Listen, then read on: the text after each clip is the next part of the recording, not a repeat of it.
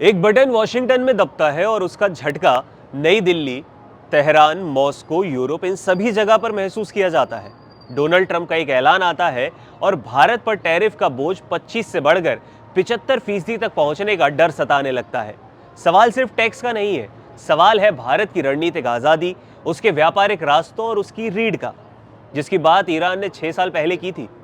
Trump का जो ऐलान है वो 75% टैरिफ के गणित के साथ कैसे चलता है वो आपको समझा देते हैं।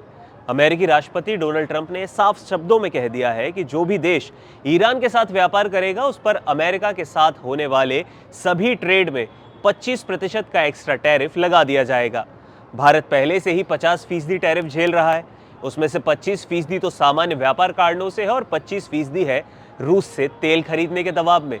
अगर भारत ईरान से व्यापार जारी रखता है तो यह आंकड़ा सीधे 75% तक पहुंच जाएगा, यानी भारतीय निर्यात अमेरिका में बेहद महंगा हो जाएगा और कंपटीशन लगभग इम्पॉसिबल। हालांकि भारत अकेला नहीं है, लेकिन ऐसा लगता है कि ज्यादा फंसा हुआ है। ये संकट सिर्फ भारत का नहीं है, चीन, यूएई और तुर्की जैसे देश भी ईरान से बहुत बड़े लेवल पर कारोबार करते हैं। लेकिन भारत की मुश्किल थोड़ी सी अलग है, क्योंकि उसका ईरान से रिश्ता सिर्फ व्यापार का नहीं है, भू राजनीति और कनेक्टिविटी का भी है। भारत पहले ही अमेरिकी प्रतिबंधों के कारण ईरान से तेल खरीद बंद कर चुका है और व्यापार को न्यूनतम स्तर तक घसीट कर ला चुका है। 2018-19 में जहां भारत और ईरान का व्यापार 17 अरब डॉलर से ज्यादा था, वहीं अब ये सिमट कर मात्र 1.68 अरब डॉलर पर आ चुका है। इसके बाद बात कर लेते हैं चाबहार की। ईरान का चाबहार बंदरगाह भारत के लिए सिर्फ एक पोर्ट नहीं है, बल्कि एक रणनीतिक जीवन रेखा के समान है।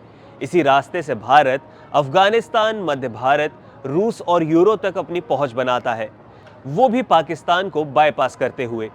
इसके अलावा अंतर्राष्ट्रीय उत्तर दक्षिणी परिवहन गलियारा यानी कि INSTC भारत को सस्ते और तेज व्यापारिक मार्ग भी देता है।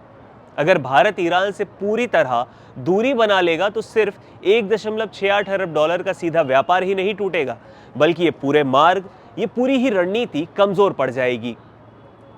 अगर भारत झुक गया तो क्या होगा? विशेषज्ञों का मानना है कि अगर भारत ट्रंप के दबाव में आकर ईरान से व्यापार बंद कर भी देता है तो ईरान भी अपने विकल्प खोजेगा, और सबसे बड़ा विकल्प है चीन।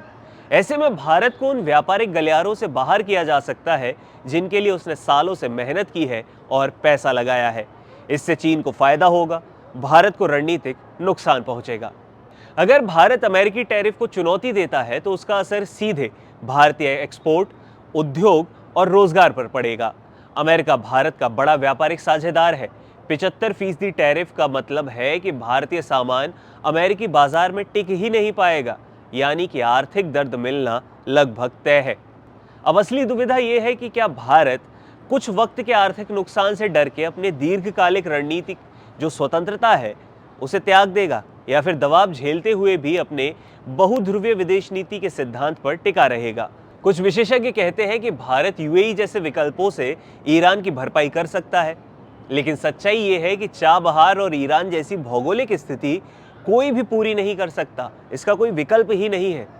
2019 में ईरान के विदेश मंत्री जावेद जरीफ ने यह कहा था कि भारत को अपनी रीढ़ मजबूत करनी चाहिए और अमेरिका के दबाव में झुकना नहीं चाहिए। 6 साल के बाद वही बात फिर से उतनी ही प्रासंगिक है। ये फैसला सिर्फ टैरिफ का नहीं है, ये तय करेगा कि भारत एक स्वतंत्र निर्णय लेने वाली शक्ति बनेगा या दबावों के बीच संतुलन साधने पर मजबूर अर्थव्यवस्था की तरह सबके सामने आएगा। ट्रंप का 25% टैरिफ वाला ऐलान कागज पर एक आर्थिक कदम जैसा तो लगता है, लेकिन असल में ये भारत की विदेश नीति, व्यापारिक रास्तों और वैश्विक भूमिका की एक कठिन परीक्षा है।